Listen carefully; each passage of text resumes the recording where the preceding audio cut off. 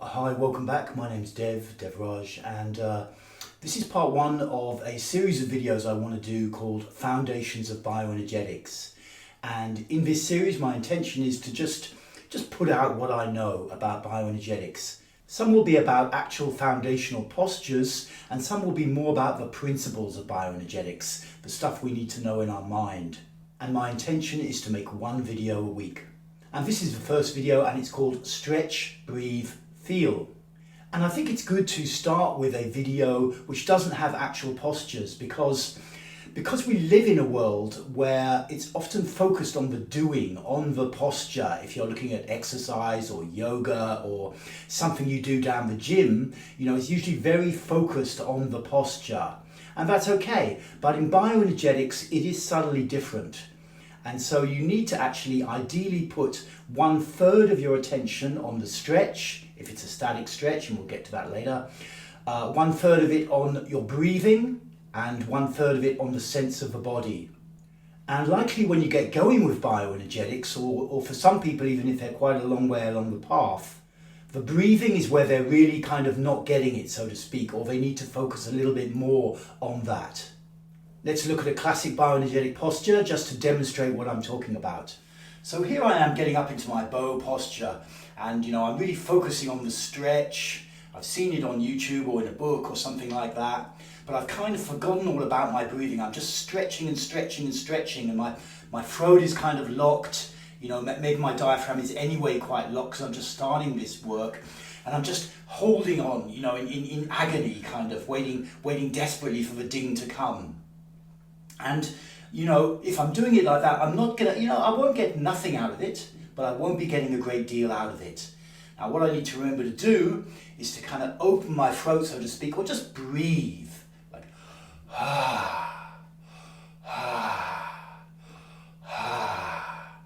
I do recommend with static stretches that you do make a little bit of sound on the out breath, at least enough for you to hear.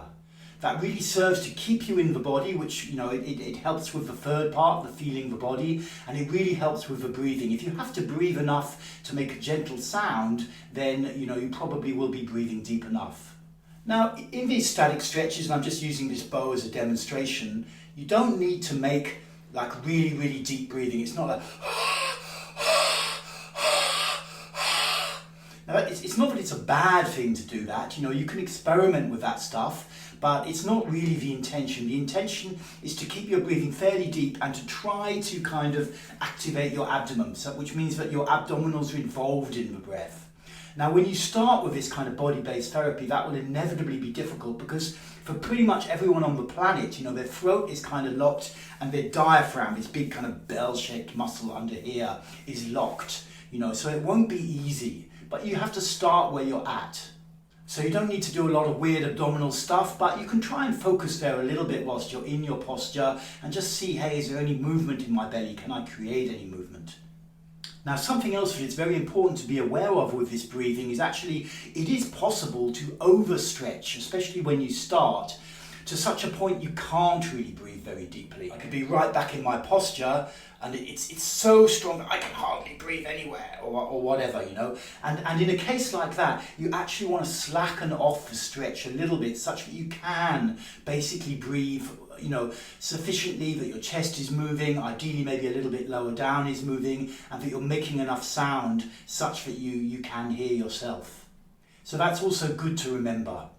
Okay, so we've covered the stretch. You want to try and maintain the stretch and even if possible deepen it a little bit if that's viable. But remember not to focus on the stretch so hard that you forget about the breathing and the feeling.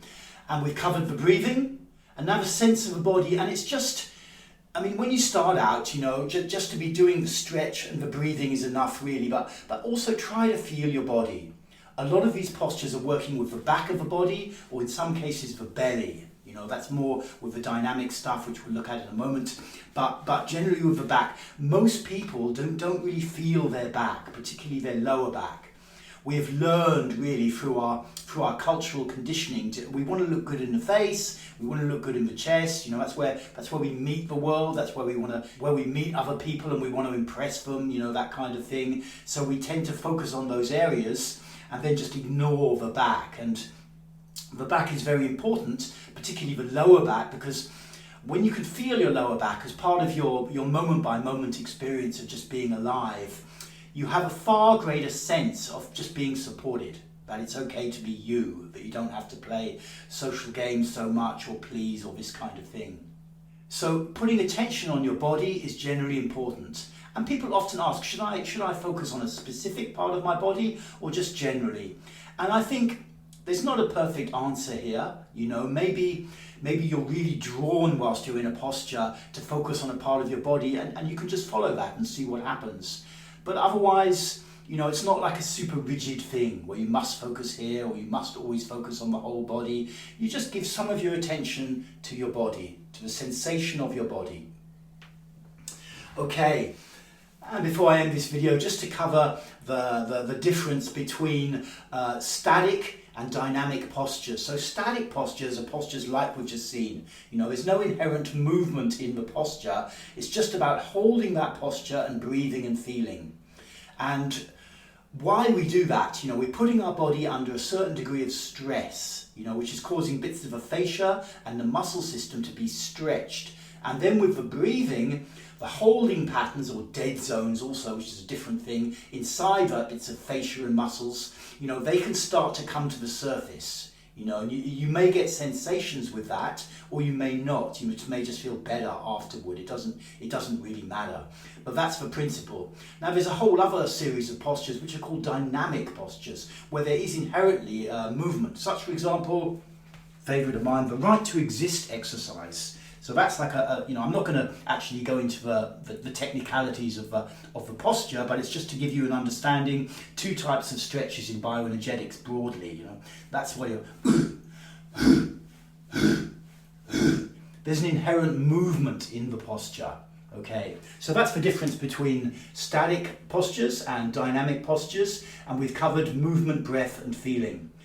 So that information, stretch, breathe, feel, is really, really good to get you started in bioenergetics, because if you can start off in the right mindset, it really helps, and you won't be making, you know, kind of going down a road and you haven't really got your mindset quite together yet. So remember, stretch, breathe, feel.